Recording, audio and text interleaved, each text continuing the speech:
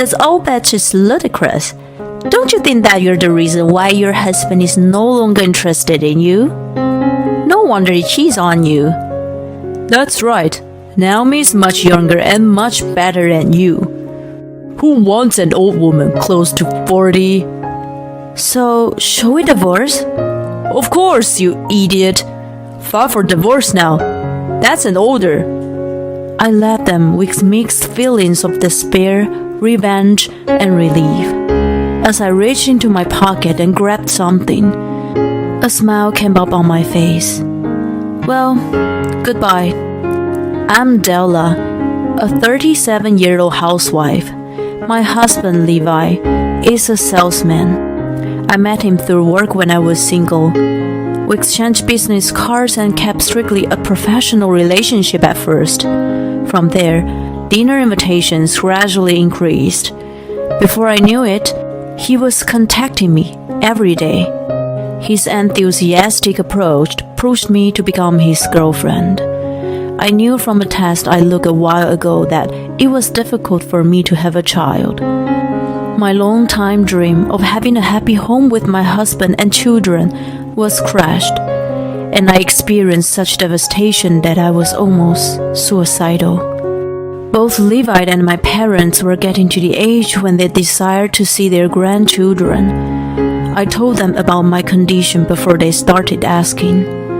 Both parents were sympathetic. Levi also said, "I want to be with you, Della, no matter what." Those words helped me to overcome the sadness of not being able to have a child. When we got married, we decided to build a fulfilled life for the two of us. 10 years has passed since then. His gentleness of those days were nowhere to be found. We even stopped having meals together. He came home after midnight every night and went to sleep without taking a shower. In the morning, he woke up just in time to go to work. "Are you going to be late again today?" Yeah, I have to work late. On his days off, he usually went out to play golf with his clients. When we had planned to go out together for the first time in a while, he cancelled at the last minute, saying that he had received an invitation from his best client. I was just a housewife who wanted to support him achieving his career goal. However, by this time, we barely spoke a word to each other. At such times, "Tomorrow is your birthday, isn't it? Let's go out to dinner for a change." I was really surprised by his unexpected suggestion. It was also the 10th year of our marriage and a milestone. I was happy to know that even though he was busy, he still cared about me. We decided to meet at a restaurant where we used to go to together. The next day, I put more effort into my outfit and makeup than usual and headed to the restaurant I reserved.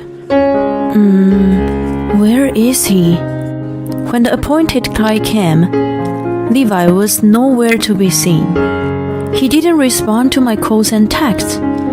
Around the time I was getting uncomfortable with the glances from the waiter, I finally received a call from him. "Sorry, I can't make it tonight." "Are you serious?" "I'm sorry. I still have work to finish. See you later." I was stunned when he hung up on me. What a birthday. I felt bad for the restaurant, but I lost my appetite from feeling empty and humiliated and left the place. Levi came home past midnight as usual. I was lying in the bed, but my mind was strangely clear and I could not fall asleep. Normally, I acknowledged him, but I feel like I would explode with emotion if I opened my mouth. I pretended to be asleep. He took off his suit and crawled into bed without taking a shower. That night too, he reeked of alcohol and the scent of perfume. It was the smell that had been on him for a while. As he slept peacefully, I recalled the conversation I had with a friend. "I've decided to get a divorce." "What?" When I met up with her for a coffee, she confided in me. The cause was her husband's infidelity. He comes home late every night, smelling of alcohol and perfume. I know he's cheating on me." Indeed, he was cheating on her. She found out for sure and immediately filed for divorce. I realized that Levi and I were in the same situation. When I asked him about the night before in the morning, he nonchalantly brushed me off, saying I was busy. I kept pressing on him, but "I'm going to be late for work," and rushed out. I called my friend and asked her for advice. "That's definitely cheating. It's unforgivable." Hearing that, I started simmering with anger. I was mad at not only Levi, but went out every night and didn't even try to have a conversation with me, but also at myself. Even thought our marriage had long cooled off, I pretended not to notice. I still don't have any solid proof that he's cheating on me. My friend referred me to a private investigator whom she used to build her case. I decided to do the same. The fee was quite expensive, but I considered it as a cost to move forward. I paid it out of my savings, and in no time, I was presented with proof of the affair. The photos show Levi and a young woman walking arm in arm like lovers. They were shopping at a designer's brand boutique and dining at an obscure French restaurant. Then there were photos of them going into a hotel. The woman in the pictures was a college student called Naomi. She was 15 years younger than him. She worked as a bartender in the restaurant near Levi's office. He was a regular there, and there was how they met. He supposedly fell in love with her at first sight. There were pictures of them drinking heavily at the bar. I knew he was cheating on me. He came home late, didn't eat at home, and smelled of alcohol and perfume. It all made sense. The more I looked at the evidence, the clearer it became that he was spending a lot of money to be with her. Where did all this money come from? I checked online banking in haste. He had taken money out of the retirement savings to finance his affair. There was hardly any money left in the account.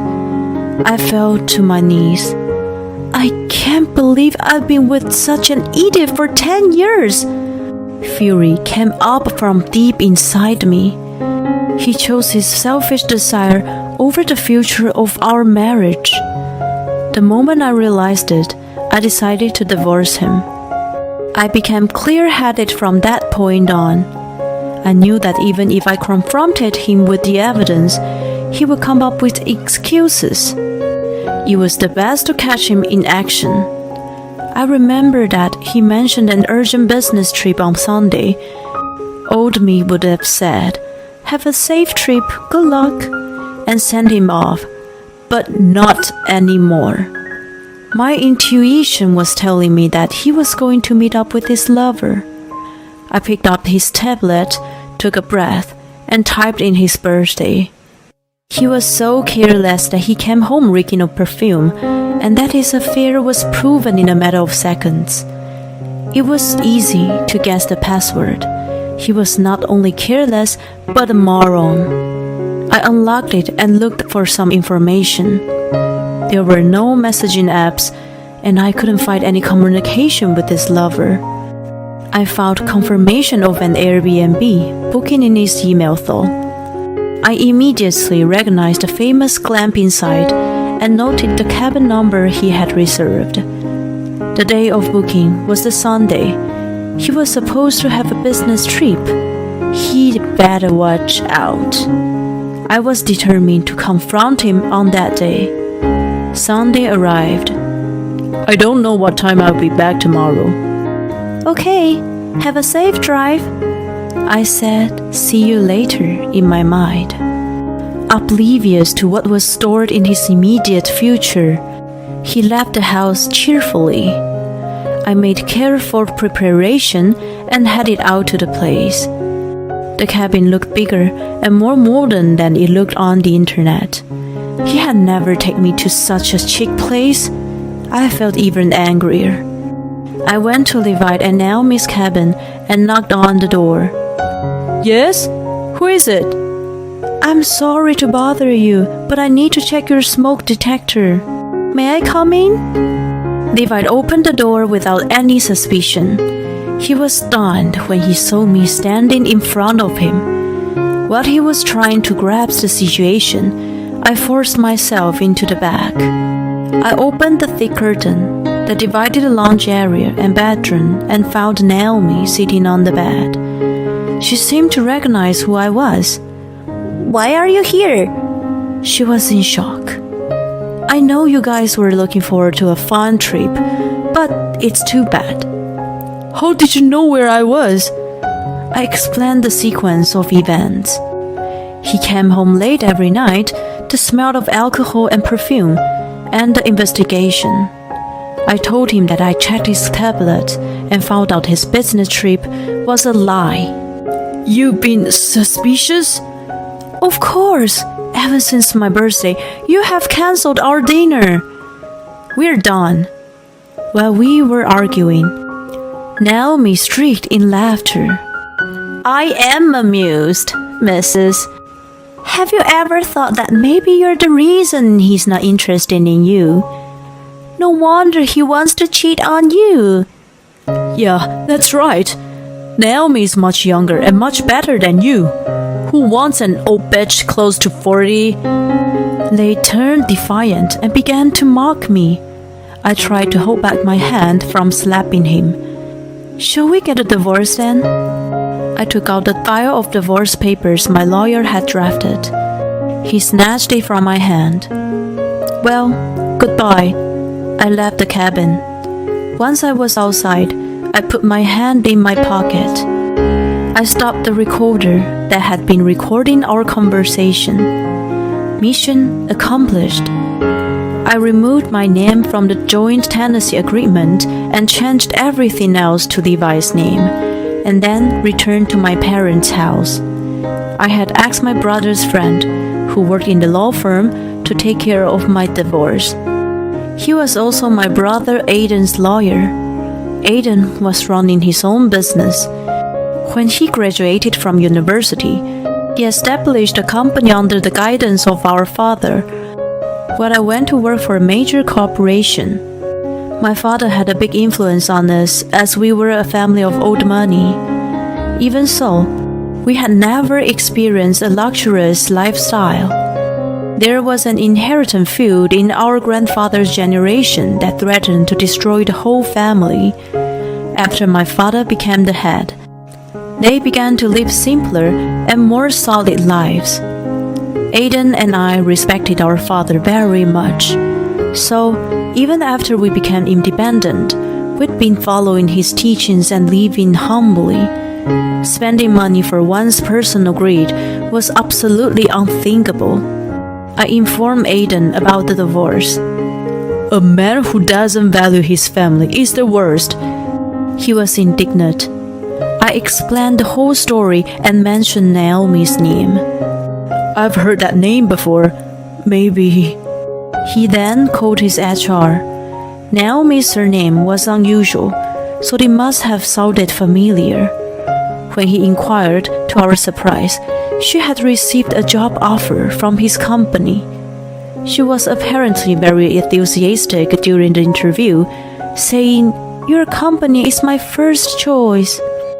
I played him the audio I had recorded at the cabin. We don't want someone like her in our company. It's nothing related to family matters. She obviously lacks common sense as a member of society.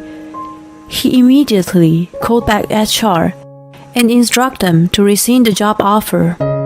A few days later, I was still living with my parents while searching for a job. When I returned home from my interview, I saw the police car live in my house. I asked my parents what had happened and found out that Naomi showed up there. "Offer from my dream job was taken away!" She screamed and threw things in the house. She grabbed my mother and demanded to know where I was, so my father called 911. When she was contacted by Aiden's HR to cancel her job offer, she realized that Aiden and I were siblings. She became hysterical and stormed into my parents' house, claiming that it was my fault. The police subdued her and took her to the station. My parents told the police to just give her a stern warning. When her parents went to pick her up, they told her that she was on her own from then on. They were apparently fed up with their daughter, who caused problems on a regular basis. She lost a job that was lined up for her after graduation and was abandoned by her parents. She became homeless and had to drop out of school.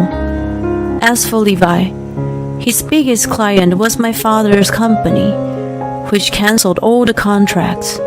When he found out about it, the blood drained from his face and he fainted. Rumor spread throughout his office, and his colleagues began to look at him with disdain. He had lost his place in the company and resigned voluntarily. There was no way he could quit his job and maintain his existing lifestyle because of the alimony he owed me. He gave up his apartment and moved into a cheaper place. He then tried to rely on Naomi, who kept a bartending job. They got into a heated argument at the restaurant, and the police were called. Naomi wanted nothing to do with him after that. He then began to ambush me around my house. "It was my fault. Please, come back." "What are you talking about now? Stop showing up here." He demanded that we get back together and followed me around like a stalker. When I began to feel unsafe, the one who helped me was James. He was Aiden's PA and our childhood friend. He really put an effort to protect me by patrolling around my house and escorting me. One day, I was walking with James when Levi appeared again. Who the hell is this guy? "None of your business." What does he have that I don't have? Come back to me. When he grabbed my arm, James quickly shook off his hand and, with a brilliant move, he threw Levi off of the ground. James was a judo grandmaster. He worked as a PA and also served as a bodyguard at Aiden's company. Some girls in the neighborhood witnessed the scene. "Who was that?